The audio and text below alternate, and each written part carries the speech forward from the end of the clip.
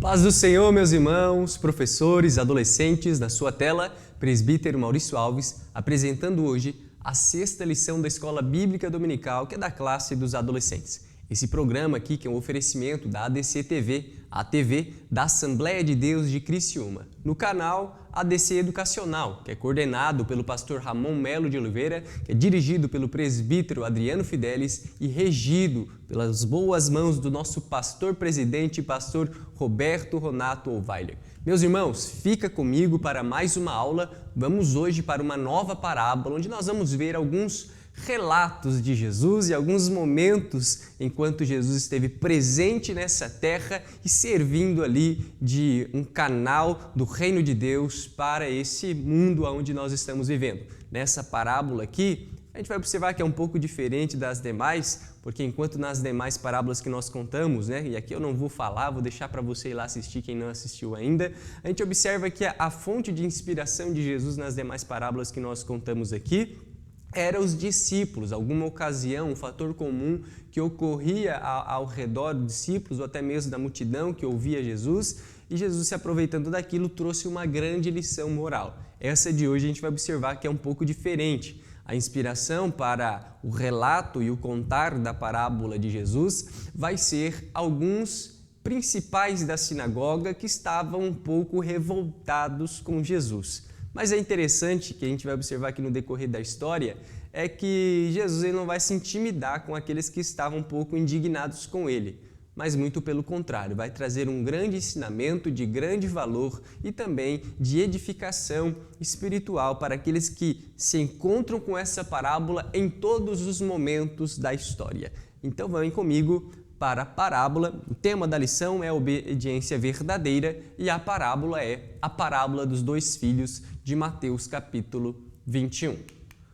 Vamos lá então, leitura bíblica, Marcos capítulo 21, versículo 28 ao 32, e essa é uma leitura realmente da parábola, onde você já deve estar fazendo a leitura dela para estar introduzindo na mente do seu aluno, na mente dos seus adolescentes, a história da parábola em si. Ela é tranquila, 4 versículos apenas, é sobre um pai que tem uma vinha e chama os seus filhos para trabalharem, e a reação dos filhos é esse chamado que difere uma da outra. A mensagem, João capítulo 14, versículo 15, Jesus continuou e disse: "Se vocês me amam, obedeçam aos meus mandamentos." Objetivos da lição: destacar a hostilidade dos líderes religiosos com João Batista e Jesus Cristo, falar sobre a verdadeira e a falsa obediência e refletir sobre os propósitos de Deus para a vida de cada adolescente. Então vamos lá, meus irmãos, vamos descobrir, vamos fazer a leitura hoje? Para você a obediência é algo importante. Você gosta de obedecer? Na aula de hoje conversaremos sobre esse tema a partir de uma história sobre 2 filhos. Apenas um dos filhos fez a vontade do pai. Essa história fala de relacionamento com o pai e de valores como o falar a verdade versus viver em engano. Obedecer sinceramente versus manter aparência em obediência. Você já esteve em situações em que precisou fazer escolhas difíceis diante de Deus? Vamos ver o que a Bíblia tem a ensinar sobre esses dilemas. Então, antes de nós adentrarmos aqui, a gente já observa, como nós lemos em João capítulo 14, versículo 15, a mensagem de Jesus dizendo que aqueles que amam a Ele obedecem também os seus mandamentos. Uma característica do verdadeiro amor, e não aquele amor interesseiro, mas um amor sincero, é essa tendência à obediência ao amado. Aquele que ama o seu amado, ele deseja agradá-lo e para fazer isso, ele obedecerá também às vontades do amado. Quando nós falamos de um relacionamento entre criação e Criador, aquele que passa a amar a Deus, ele reconhece a sua miséria e a sua necessidade. Quando nós falamos do amor entre Criador e criatura, é um amor em que a criatura sabe que não merecia nada, por isso logo ela tem que se entregar em todas as vontades do amado e obedecê-las. Então que isso esteja em nossa mente enquanto nós falarmos aqui a respeito dessa parábola. Tópico 1, João, Jesus e os líderes religiosos. E agora vamos aqui compreender o entorno dessa história.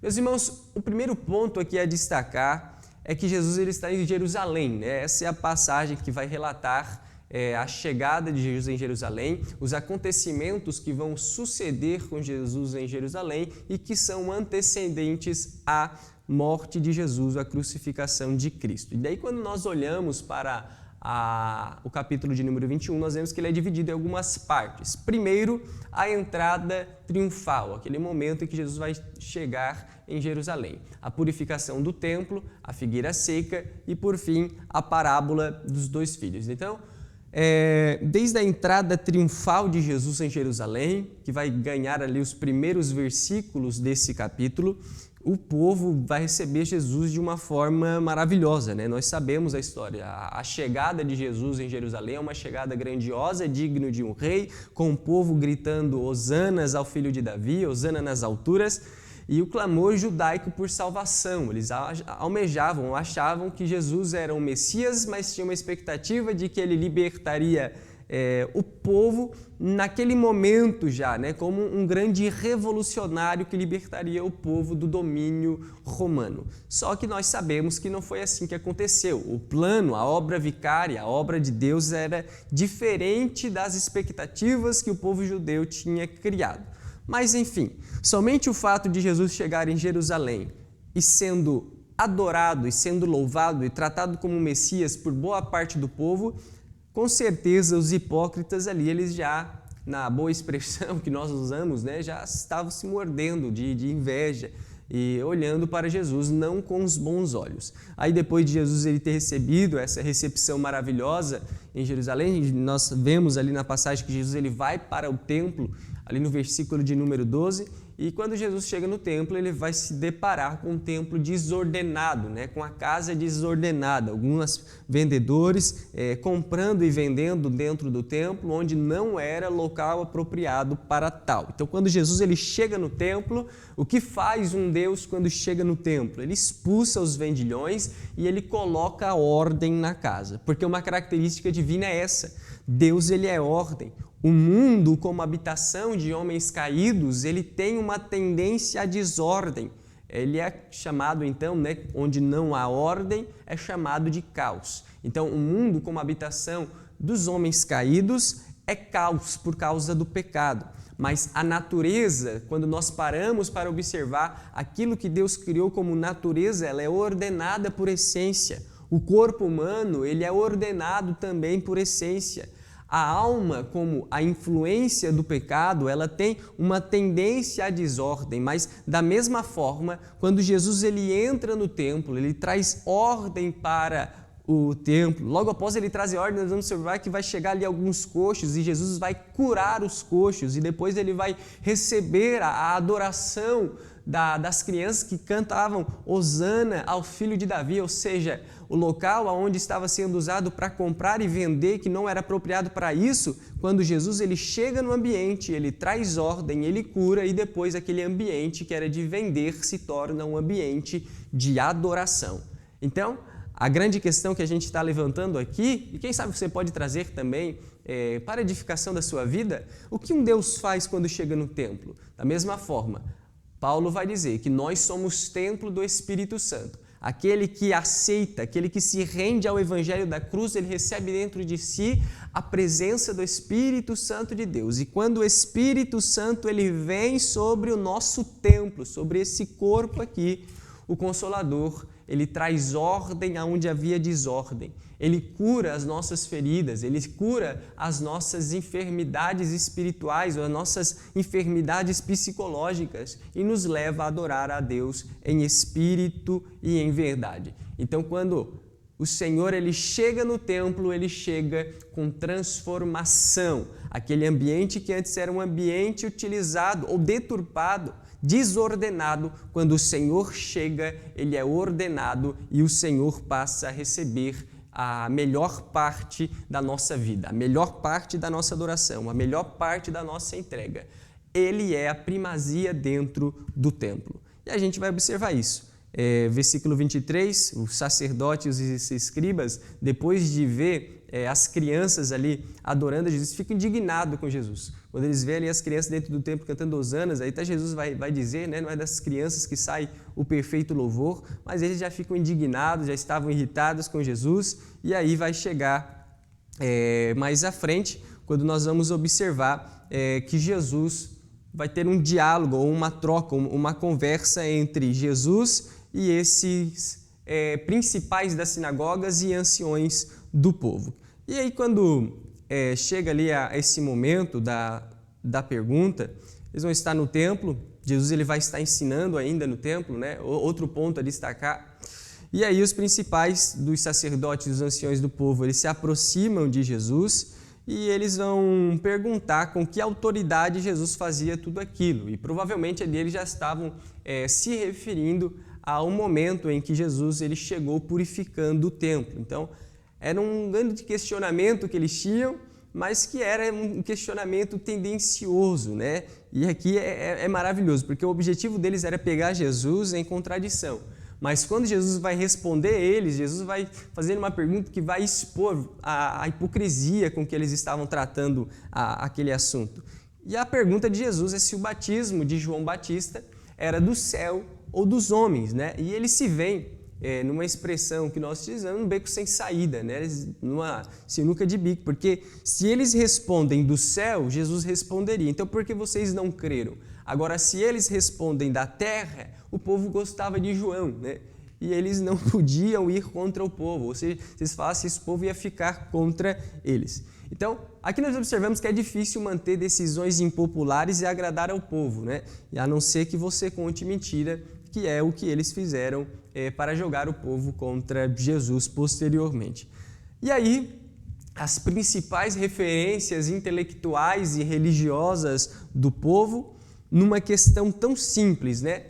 Porque nós estamos falando aqui dos principais da sinagoga e nós estamos falando aqui também dos anciões do povo, ou seja, esse povo, essas pessoas que estavam indignadas com Jesus, que se levantaram contra Jesus, eram as principais referências do povo. Quando falava de povo judeu naquele tempo, dentro dos mais sábios, eles eram os mais sábios, mas eles não conseguiam compreender o chamado de Jesus. E aí, numa pergunta simples, na frente da população e, ao mesmo tempo, uma pergunta simples, mas extraordinária em sabedoria de Jesus, eles tiveram que responder, não sabemos.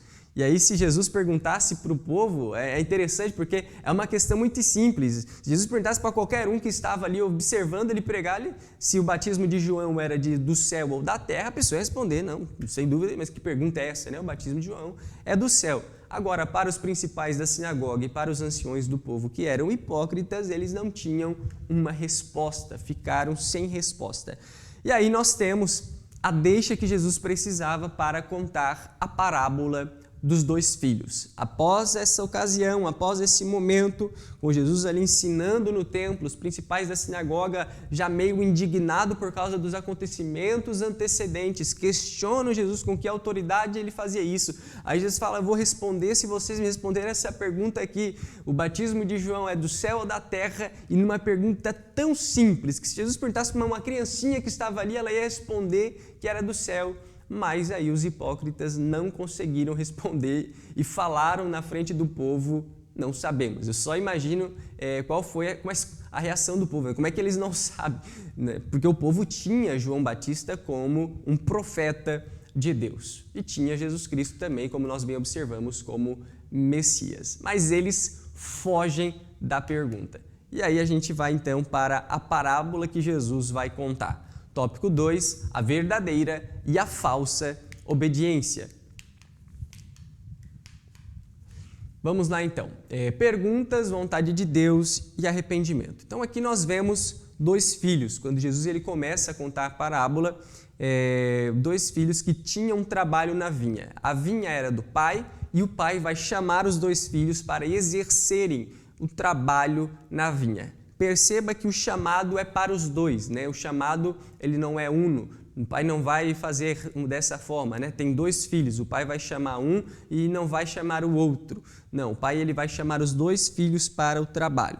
Quando o pai chama o primeiro filho, o filho vai responder, né? O pai chama, vai trabalhar na vinha e o filho, a priori ele recusa, mas depois, arrependendo-se, ele vai. Ou seja, ele diz, não vou, mas depois ele vai. Por outro lado, quando o pai ele chama o segundo filho, imediatamente ele se disponibiliza para ir, ele se coloca, eu vou lá trabalhar na vinha, mas depois ele fica em casa e não vai, ou seja, desobedece, né, a ordenança do pai. Então aqui são dois fatores interessantes a forma como vai acontecer.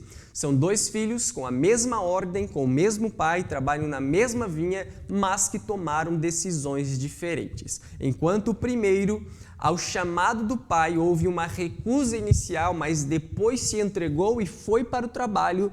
O segundo, ao chamado do pai, disse, eu vou, mas não foi.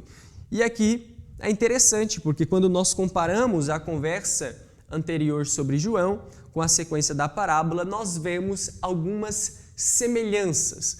A conversa anterior que eu digo é aquela que Jesus vai ter com os principais das sinagogas antes de adentrar na parábola. Você lembra da pergunta que Jesus vai fazer, né? Então aqui nós observamos três semelhanças. Quais são? A primeira semelhança está na pergunta de Jesus. Então, tanto no caso de João, quanto no caso da parábola dos dois filhos, Jesus vai fazer uma pergunta e vai levantar um questionamento para os principais da sinagoga. A primeira está no versículo 25, quando Jesus pergunta, o batismo de João, de onde era? Do céu ou da terra? A segunda pergunta, ela vai se encontrar no versículo 31, quando Jesus conta essa parábola e pergunta aos principais da sinagoga, qual dos dois fez a vontade de Deus? Então a primeira semelhança a destacar aqui está no fator de Jesus fazer um questionamento para os principais da sinagoga e para os anciões do povo.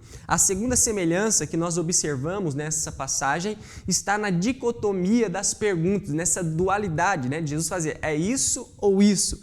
Então, na primeira pergunta, era se o batismo de João era do céu ou dos homens. Jesus faz uma comparação dupla aqui. Aí Jesus novamente, só retornando aqui, porque se o batismo de João é da vontade do céu ou da vontade do Pai, nós observamos que a vontade do homem é falha, né? A vontade do homem erra. Por isso essa dualidade entre céu e homem. E na parábola nós observamos que também vai ter essa dicotomia, também vai ter essa dualidade na pergunta, quando Jesus ele faz o questionamento, qual dos dois fez a vontade do Pai? O primeiro filho ou o segundo filho? Porque o filho que obedece, ele faz a vontade do Pai e do céu. Agora, o filho que desobedece, ele fez a própria vontade, ele desobedece ao Pai para realizar a própria vontade, que é uma vontade da terra. Então, repare que o princípio da pergunta, a essência da pergunta ainda é a mesma, né? Qual é a vontade do Pai? Porque a vontade do Pai está ligada ao céu, a vontade do homem está ligada à terra. E nós observamos aqui que é basicamente a mesma pergunta. A terceira semelhança que nós observamos aqui é que os principais eles respondem. Na primeira pergunta eles conseguem fugir e dizer que não sabiam a resposta, mas na segunda pergunta ali não teve jeito. E é maravilhoso quando a gente para observar segundo esse ponto, né? Porque a pergunta era basicamente a mesma, formulada de um jeito diferente, mas na parábola não tinham como eles não responder ou dizer que não sabiam. Era algo simples, era algo claro, era uma pergunta objetiva. A vontade do filho que recusa inicialmente, mas obedece ao Pai, é o filho que faz a vontade de Deus, ou seja, faz a vontade do céu. Agora, com relação ao segundo filho, que quando escuta o chamado do Pai, até ele diz que vai, mas depois ele fica em casa, ou seja, faz a própria vontade, faz a vontade do homem, faz a vontade da terra, ele representa ali aquele que faz a vontade dos homens. Então, a essência das perguntas ela é a mesma. Qual é a vontade de Deus? Qual é a vontade do céu e o que é a vontade na terra? Mas na segunda pergunta não teve jeito. Depois de uma parábola tão bem contada diante do povo e de Jesus, eles respondem então que o filho obediente é o que realiza a vontade do Pai. Ou seja, o primeiro filho é o filho que fez algo correto. E aí Jesus ele aplica a parábola O primeiro filho ele corresponde aos pecadores representados pelas meretrizes e publicanos, e o segundo filho ele corresponde aos hipócritas, representados ali pelos principais das sinagogas e os anciões, aqueles que honram ao Senhor com lábios, mas o coração está longe. Então, é interessante a forma como Jesus ele não vai, não vai frouxar, na linguagem do vô do meu amigo Davi, ele vai falar aquilo que tem que falar, e diante dos seus agressores, aqueles que estavam indignados com ele, Jesus não vai abaixar a guarda, mas ele vai falar tudo aquilo que tinha para falar naquele momento. E aí, alguns poderiam ser transformados se deixassem olhar a verdade na mensagem de Jesus, Mas isso foi fator também para eles ficarem ainda mais indignados com Jesus. Outro ponto a destacar aqui, e aqui eu estou trazendo, meus irmãos, alguns acréscimos que você pode estar trazendo na sua aula. Eu sei que a lição ela vai retratar alguns assuntos diferentes, inclusive eu peço que você leia depois. Aqui eu estou trazendo algumas coisas a mais que nós podemos estar meditando nessa passagem para acrescentar algo, trazer um plus, algo a mais para a sua exposição dessa escola bíblica. Então aqui, ações versus palavras, esse é um termo que é utilizado pelo pastor Elienay quando ele vai se referir a essa parábola e também fazer a sua aplicação, e eu decidi também trazer algo aqui com relação a isso. Então, importante destacar que os dois filhos são rebeldes, O primeiro, que ele se recusa inicialmente, mostra também que ele não era muito bem flor que se cheire, como todos os homens de natureza caída. Não tem ninguém perfeito, todos nós temos as nossas falhas. Mas o que destaca o primeiro filho, o que marca o primeiro filho é o arrependimento. A forma como ele diz, não vou, mas se arrepende, e o seu arrependimento faz com que ele obedeça ao pai e se lance para trabalhar na vinha.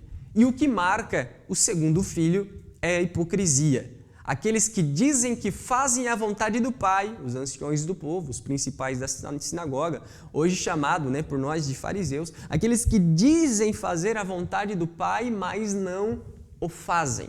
Falam que vão fazer, mas não faz, falam que amam, mas não amam, falam do Evangelho, mas não vivem. Basicamente, estes são os hipócritas. Então, o arrependimento ele nos faz viver a vontade do Pai, mesmo não querendo no início. Já a hipocrisia faz com que nós falamos que vamos fazer a vontade do Pai, mas não o fazemos. Então, o hipócrita ele é complicado, e a pessoa, quando ela entra por esse caminho, é difícil, porque meio que ela se fecha em sua própria visão de mundo e não consegue receber de fora uma visão exterior que pudesse a salvá-la. Então, é muito complicado quando o hipócrita se fecha dentro do seu orgulho. Ele precisa bater até quebrar essa noz. A noz ela é difícil, Nós precisamos martelar, regar, até que essa noz venha quebrar e entrar novamente a mensagem do Evangelho com o arrependimento verdadeiro. Então, o mais importante do que as nossas palavras é as nossas ações. E nós já estamos cansados já de ouvir isso, A gente escuta bastante. Os dois foram rebeldes para com o pai, mas o primeiro arrependeu-se e fez a vontade. O segundo falou que ia fazer o bem, mas fez o mal. O segundo, em seu discurso, disse, eu vou, mas depois, não velando pela sua palavra, ficou em casa. A ação, ela deve acompanhar as nossas palavras. A sabedoria, ela não consiste somente no conhecimento, porque os dois eles conheciam qual era a ordenança. Os dois estavam de acordo e sabiam qual era a vontade do Pai, e a palavra do Pai foi lançada sobre a vida dos dois filhos. Agora, nós observamos que a sabedoria ela não consiste simplesmente no conhecer qual é a vontade, porque tem muitas pessoas que sabem a palavra de Deus do início ao fim, mas a sabedoria verdadeira, ela sabe ou ela consiste no você conseguir aplicar o conhecimento que você adquiriu. Do que adianta nós conhecermos tantas coisas se nós não conseguimos aplicar em nossa vida diária? Então, todos os dois sabiam qual era a vontade do Pai. Eles tinham uma noção de trabalho na vinha. Os dois foram comissionados, foram chamados pelo Pai. A palavra do Pai ela foi lançada no coração de cada um dos dois, mas somente um conseguiu pegar as palavras do Pai e aplicar em sua vida. E logo foi trabalhar na vinha numa ação obediente. Ou seja, ele se apresentou na vinha arrependido e com esse sentimento de obediência que rege todo aquele que serve a Deus.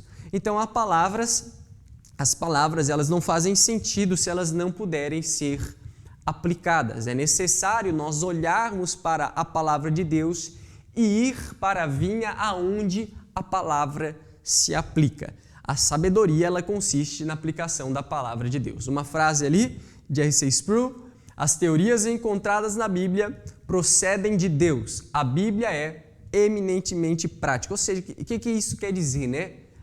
É automático. Quando nós lemos a palavra de Deus, embora ela seja considerada uma teoria por ser uma literatura, quando nós nos aprofundamos nela e buscamos esse conhecimento, é uma literatura que nos chama para a prática, ou seja, ela nos comissiona para uma vida prática, para uma vida de nós sairmos até os confins da terra, fazendo a vontade de Deus, para nós sermos influentes no local aonde nós estamos. Então repare que a Bíblia Sagrada ela não nos leva a um sedentarismo, muito pelo contrário, quando nós lemos a Bíblia Sagrada, ela nos leva a uma vida ativa, a uma vida prática, a uma vida de comunhão, de koinonia com os nossos irmãos, e quando nós alcançarmos esse momento de comunhão, nós devemos influenciar o local onde nós estamos. Então é interessante que é tanto comunhão com os santos, ou seja, com os nossos irmãos em Cristo Jesus, uma comunhão de oração, de adoração, de culto, de louvor, e também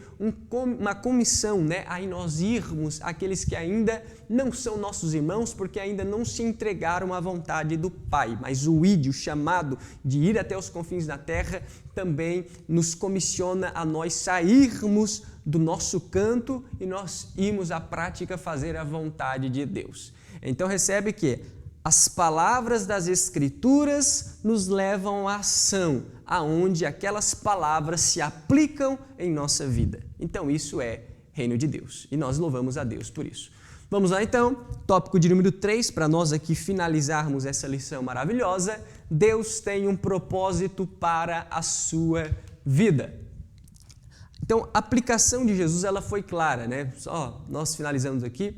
A aplicação de Jesus com relação à parábola ela é muito clara. O próprio Cristo vai aplicar naquele momento ali com muita coragem. Uns rejeitavam a vontade de Deus, manifestada através dos filhos, outros eram transformados por Jesus e comissionados para um propósito.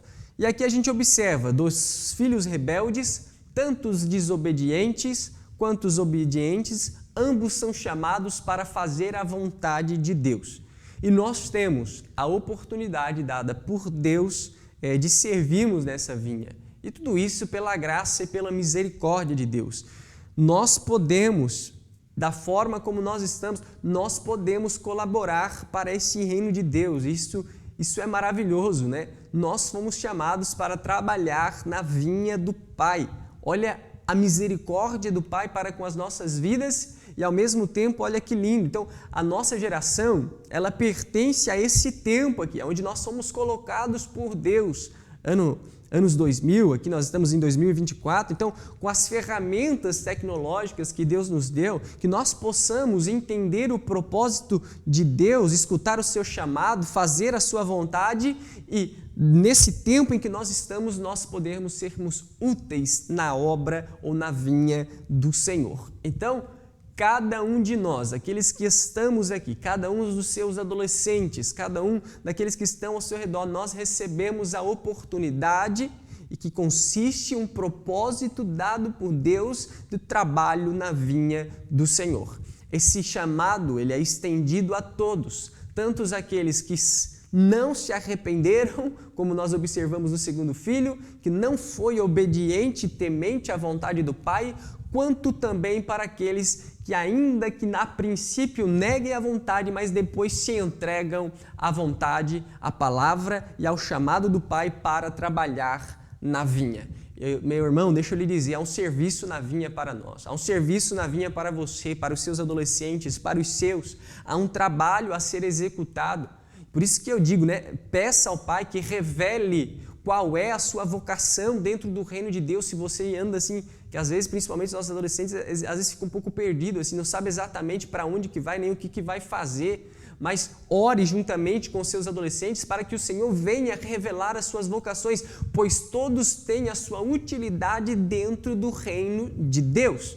Por isso que nós vamos observar, que a vocação ela está muito atrelada ao prazer. Você pode passar isso. São Tomás vai dizer que a vocação ela qualifica as nossas funções e nós podemos interpretar que não somente isso, mas ela revela a vontade, o prazer, ele revela a vocação que nós temos, ou seja, faz o que te agrada. Quando nós conseguimos entender que nós podemos ajudar ou colaborar para essa vinha, fazendo também aquilo que nos dá prazer e nos traz alegria, é maravilhoso. Ali você consegue executar o seu serviço, aquilo que você domina, ajudando e fortalecendo a igreja onde você trabalha, também servindo ao reino de Deus, e tudo isso, através disso, o Senhor vai sendo louvado e glorificado através do seu serviço, da sua vida, e vidas também vão ser alcançadas através do seu trabalho. Então, meus irmãos, e peço a vocês conversar um pouco sobre isso também com seus adolescentes, para que eles possam se encontrar. Nós temos muitas pessoas que passam todo esse período na igreja e chegam a uma fase e acham que não pode fazer nada para o reino de Deus. Muito pelo contrário, Cada um de nós tem um chamado específico, uma vocação específica. Há pessoas que têm a vocação de dobrar o joelho e orar. Agora, tem muitas pessoas que não conseguem, pessoas em cima do altar que têm uma dificuldade de dobrar o joelho e fazer uma oração. Mas tem outras pessoas que foram chamadas para esse ministério de intercessores. Então, que o Senhor venha, revelar as nossas vocações e que está atrelada ao prazer. Ou seja, o prazer, além de qualificar as vocações, o prazer também tem a capacidade de revelar as nossas vocações e que nós possamos entregar a Deus tudo aquilo que nós temos, os nossos dons e talentos, as nossas vocações, que sejam para a honra e glória do Senhor Jesus e para também o crescimento do reino de Deus. Conclusão: sempre que o evangelho do reino for pregado, haverá pecadores que se renderão à graça perdoadora de Deus e se voltarão para Cristo Jesus. De igual modo, haverá também pessoas relutantes que ignorarão o chamado ao arrependimento e à obediência verdadeira. Que o Senhor tenha misericórdia de nós e nos conduza à obediência verdadeira e que sejamos filho que ouve o chamado do Pai e obedece, pois sua vontade é perfeita. Abençoado, e bem-aventurado aquele que faz a vontade de Deus. Amém, meus irmãos? Essa foi a vossa aula de hoje. Lembrando aqui que esse programa é um oferecimento da ADC TV, a TV da Assembleia de Deus de Criciúma, no canal ADC Educacional, do qual já peço, meu irmão, se inscreve aí no canal, faz um comentário aí embaixo, curte esse vídeo aqui, fica ligado também nos próximos vídeos, nas próximas parábolas. Semana que vem, achados e perdidos no reino, vamos falar um pouco aí sobre algumas ovelhinhas que desejam fugir do reino, mas que nós vamos, pela graça de Deus, ir atrás dessas almas como bom pastor e obedecendo também a comissão de Jesus Cristo. Glória a Deus, essa foi a vossa aula de hoje e Deus vos abençoe grandemente.